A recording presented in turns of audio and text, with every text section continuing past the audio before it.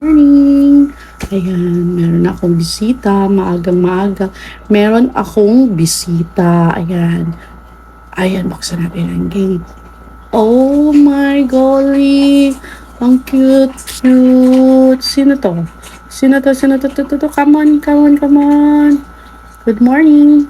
Good morning mga babies. Ayan, Mimi. Cute, cute, cute, cute. Ayan, ayan, meron pa. Coming na yan sila.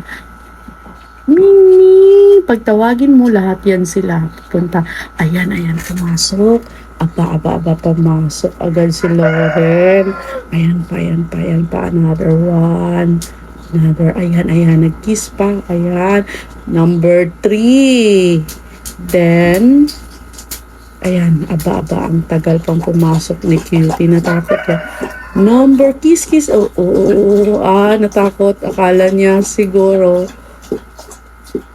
kakagatin siya, pero actually hindi na yan, nagmamahalan yan sila, mababait yan. Ayan, hindi niya yan anak, mga stray cat lahat to ha. Ayan, pinapasok ko, pero yung aso ko tinago ko muna sa room kasi alam mo na yan.